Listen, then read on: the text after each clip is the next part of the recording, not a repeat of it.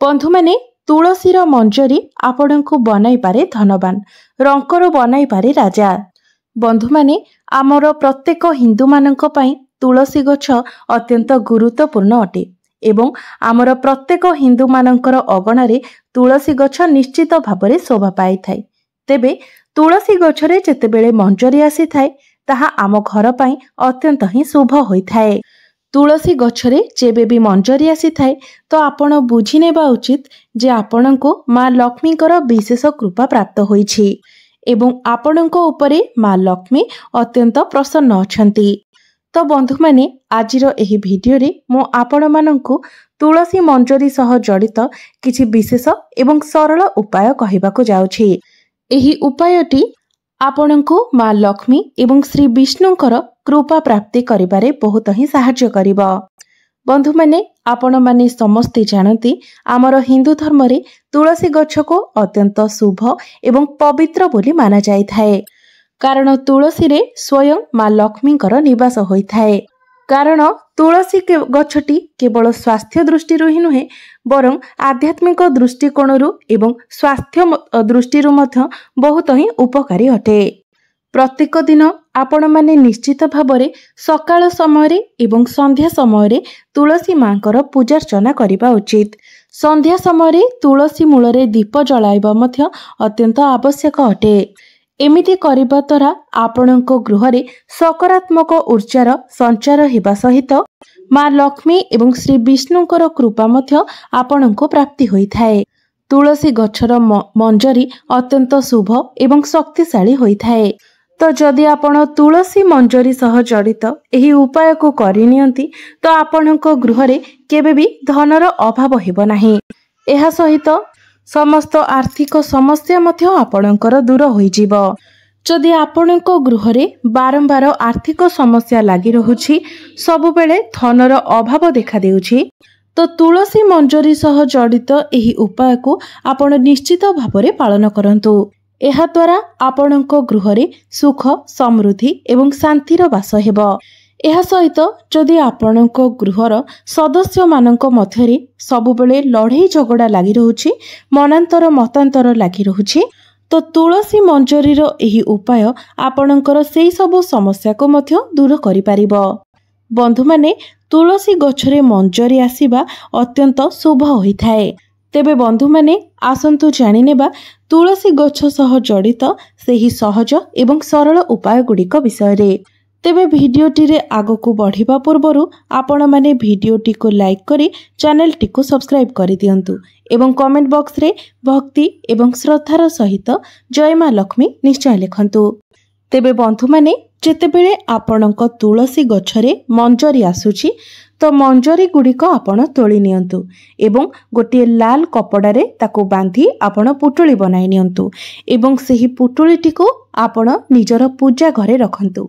एपरि करिबा द्वारा आपणको गृहरे सकारात्मक ऊर्जार संचार होई थाए।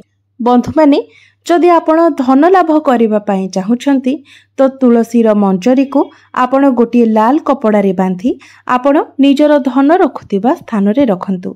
एपरि करिबा द्वारा आपणको गृहरे धनर अभाव होई न थाए।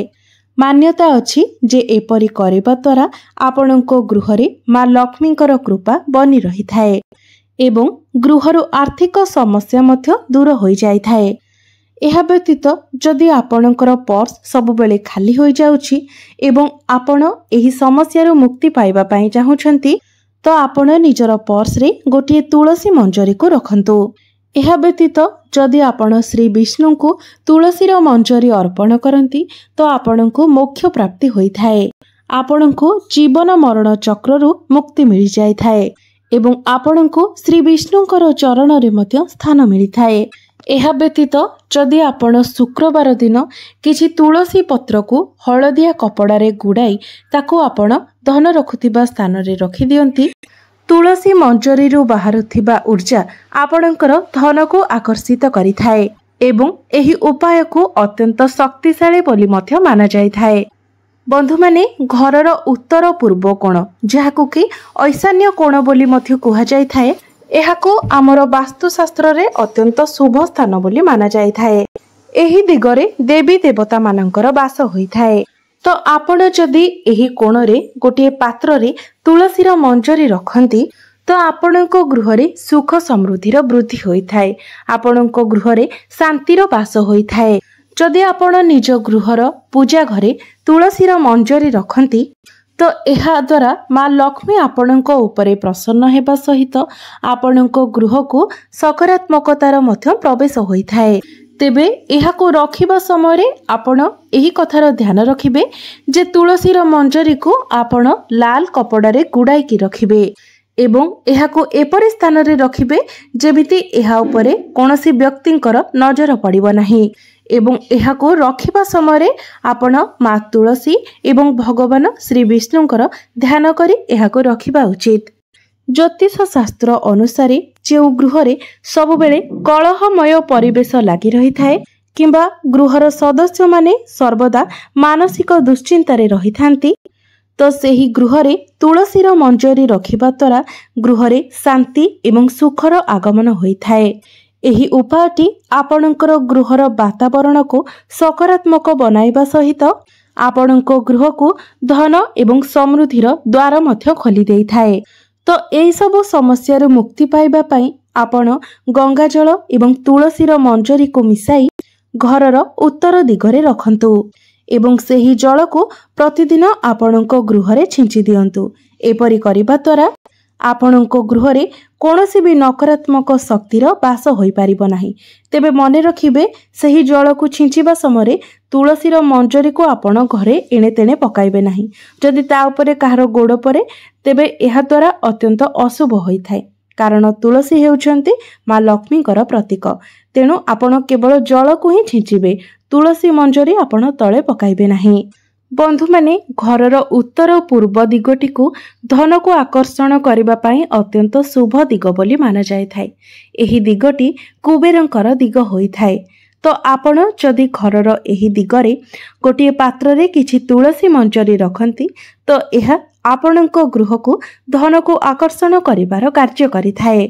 एहा सहित आपण जो पानी पिउछंती सेही पानी रे मध्य आपण सबु बेले तुलसी मंजरी पकाई सेही पानी को पी परिबे। आपण जदि तुलसी मंजरी पकाई पानी पियंती तो एहा द्वारा आपणको उपरे केबे भी कोनोसी नकारात्मक शक्तिर प्रभाव रही न थाए किंबा आपणको उपरे नजर दोष मध्य लागि न थाए।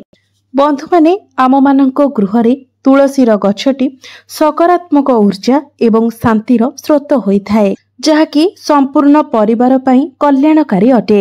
बंधु माने तेबे बंधु माने एबे आसंतु जानि नेबा जे आपण माने केउ सब दिन गुडी करे तुलसीर मंजरी तोली पारिबे एवं केउ दिन बार एवं तिथि रे तुलसी मंजरी तोलिबा अनुचित अटे।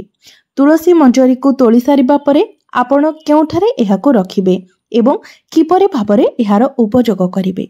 तो बंधु माने मने रखंतु तुलसी पत्र हेउ किंबा तुलसीर मंजरी हेउ आपण एकादशी, द्वादशी, पूर्णिमा, अमावास्या, रविवार, मंगलवार, संक्रांति, सूर्य पराग किंबा चंद्र ग्रहण रे तोलिबे नाही।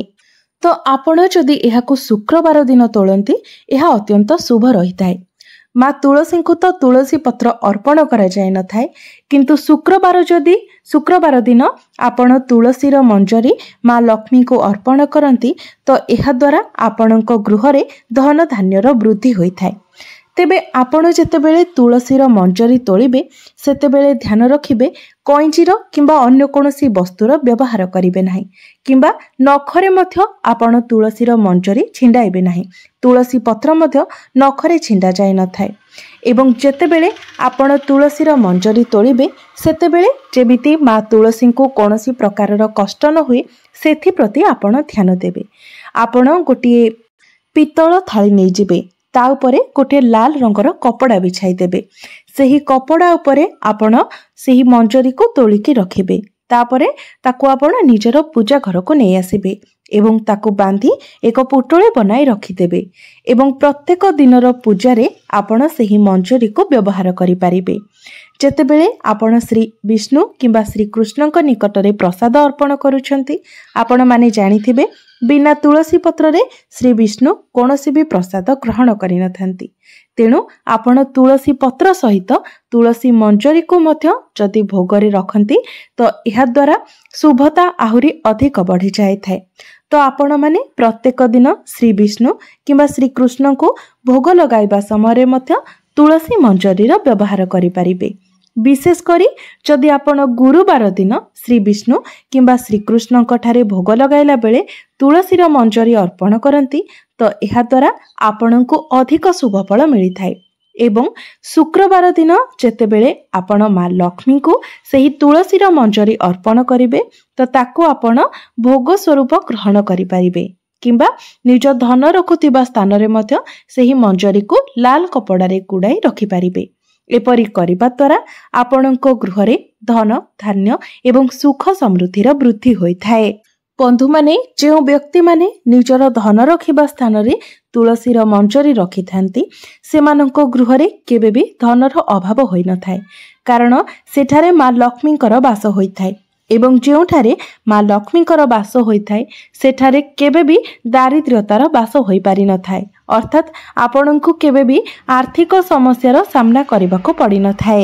ବନ୍ଧୁମାନେ, ଯଦି ଆପଣଙ୍କ ଗୃହରେ ବାସ୍ତୁ ଦୋଷ ରହିଛି ତ ଆପଣ ଯେତେବେଳେ ପୂଜା କରୁଛନ୍ତି, ପୂଜା କରିବା ସମୟରେ ଗୋଟିଏ ପାତ୍ରରେ ଆପଣ କିଛି ଜଳ ରଖନ୍ତୁ, ସେଥିରେ ଆପଣ ତୁଳସୀର ମଞ୍ଜରୀ ରଖନ୍ତୁ। ତା ପରଦିନ ଯେତେବେଳେ ଆପଣ ପୂଜା କରିବାକୁ ଯିବେ ତା ପୂର୍ବରୁ ଗୋଟିଏ ଫୁଲ ସାହାଯ୍ୟରେ ଆପଣ ସେହି ପାଣିକୁ ନିଜ ଘର ସାରା ଛିଞ୍ଚି ଦିଅନ୍ତୁ। ମନେ ରଖିବେ ତୁଳସୀର ମଞ୍ଜରୀ ଯେମିତି ତଳେ ନ ପଡ଼େ କିମ୍ବା କାହାର ପାଦ ତଳକୁ ନ ଆସେ। ଏପରି କରିବା ଦ୍ୱାରା ମା ଲକ୍ଷ୍ମୀ ରୁଷ୍ଟ ହୋଇଥାନ୍ତି, ତୁଳସୀ ମାଙ୍କର ଅପମାନ ହୋଇଥାଏ।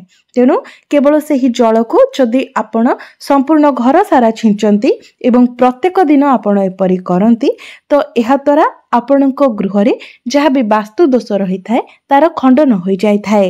ଏହା ବ୍ୟତୀତ ପୂଜା କରିବା ସମୟରେ ଯେତେବେଳେ ଆପଣ ଈଶ୍ୱରଙ୍କ ଉଦ୍ଦେଶ୍ୟରେ ଦୀପ ପ୍ରଜ୍ୱଳନ କରୁଛନ୍ତି ତ ସେହି ଦୀପର ଘିଅରେ ଯଦି ଆପଣ କିଛି ତୁଳସୀର ମଞ୍ଜରୀ ପକାଇ ଦୀପ ପ୍ରଜ୍ୱଳନ କରନ୍ତି ତ ଏପରି କରିବା ଦ୍ୱାରା ଆପଣଙ୍କ ଗୃହର ସମସ୍ତ ନକାରାତ୍ମକ ଊର୍ଜା ଗୁଡ଼ିକ ନଷ୍ଟ ହୋଇଯାଇଥାଏ ଏବଂ ଗୃହରେ ସକାରାତ୍ମକତା ବୃଦ୍ଧି ପାଇଥାଏ। ଏହାଦ୍ୱାରା ମା ଲକ୍ଷ୍ମୀ ମଧ୍ୟ ପ୍ରସନ୍ନ ହୋଇଥାନ୍ତି, ଶ୍ରୀ ବିଷ୍ଣୁ ମଧ୍ୟ ପ୍ରସନ୍ନ ହୋଇଥାନ୍ତି। ତ ଏହି ଉପାୟଟିକୁ ଆପଣ ପ୍ରତ୍ୟେକ ଦିନ ପୂଜା ସମୟରେ ପାଳନ କରିପାରିବେ। ବନ୍ଧୁମାନେ, ତୁଳସୀ ପତ୍ରକୁ ଜାଳିବା ଅତ୍ୟନ୍ତ ପାପ କଥା ହୋଇଥାଏ, ଏହାକୁ ଭୁଲ ବୋଲି ମାନାଯାଇଥାଏ। ମାତ୍ର ତୁଳସୀ ମଞ୍ଜରୀକୁ ଆପଣ ଯଦି ପ୍ରତ୍ୟେକ ଦିନ ଆପଣଙ୍କ ଘରେ କର୍ପୂର ସହିତ ତୁଳସୀ ମଞ୍ଜରୀକୁ ପକାଇ ତାହାକୁ ଜାଳି ଘର ସାରା ତାହାର ଧୂଆଁକୁ ଦେଖାନ୍ତି ତେବେ ମଧ୍ୟ ଆପଣଙ୍କ ଗୃହରେ ଧନ ଧାନ୍ୟର ବୃଦ୍ଧି ହୋଇଥାଏ, ସୁଖ ସମୃଦ୍ଧିର ବୃଦ୍ଧି ହୋଇଥାଏ ଏବଂ ଗୃହର ସମସ୍ତ ନକାରାତ୍ମକ ଦୋଷ ଗୁଡ଼ିକ ମଧ୍ୟ କଟିଯାଇଥାଏ। ଗୃହ ଉପରେ ଯଦି କାହାର ଖରାପ ନଜର ଲାଗିଥାଏ କିମ୍ବା କୌଣସି ନକାରାତ୍ମକ ଶକ୍ତିର ପ୍ରଭାବ ରହିଥାଏ ତେବେ ତାହା ମଧ୍ୟ ଦୂର ହୋଇଯାଇଥାଏ। ତେବେ ବନ୍ଧୁମାନେ, ଏହି ଯେଉଁ ତୁଳସୀର ମଞ୍ଜରୀକୁ ଆପଣ ସାଧାରଣ ଭାବୁଛନ୍ତି ଏହା ଅତ୍ୟନ୍ତ ଅସାଧାରଣ ଏବଂ ଚମତ୍କାରୀ ଶକ୍ତିରେ ପୂର୍ଣ୍ଣ ଅଟେ। ତେଣୁ ଆପଣମାନେ ଏହାର ବ୍ୟବହାର କରି ଆପଣଙ୍କ ନିଜର ଘରର ସକାରାତ୍ମକତାକୁ ବଢ଼ାଇ ପାରିବେ, ମା ଲକ୍ଷ୍ମୀଙ୍କୁ ଶ୍ରୀ ବିଷ୍ଣୁଙ୍କୁ ଆପଣ ପ୍ରସନ୍ନ କରିପାରିବେ ଏବଂ ଗୃହର ଉତ୍ତରୋତ୍ତର ଉନ୍ନତି କରିବାରେ ମଧ୍ୟ ଆପଣଙ୍କୁ ଏହି ତୁଳସୀର ମଞ୍ଜରୀ ଅନେକ ପ୍ରକାରରେ ସାହାଯ୍ୟ କରିପାରିବ। ତେବେ ବନ୍ଧୁମାନେ, ମୋର ଏହି ଭିଡ଼ିଓଟି ଯଦି ଆପଣମାନଙ୍କୁ ଭଲ ଲାଗିଥାଏ ତେବେ ଭିଡ଼ିଓଟିକୁ ଲାଇକ୍ କରି ଚ୍ୟାନେଲଟିକୁ ସବସ୍କ୍ରାଇବ୍ କରିଦେବେ ଏବଂ କମେଣ୍ଟ ବକ୍ସରେ ଭକ୍ତି ଏବଂ ଶ୍ରଦ୍ଧାର ସହିତ ଜୟ ମା ଲକ୍ଷ୍ମୀ ନିଶ୍ଚୟ ଲେଖିବେ।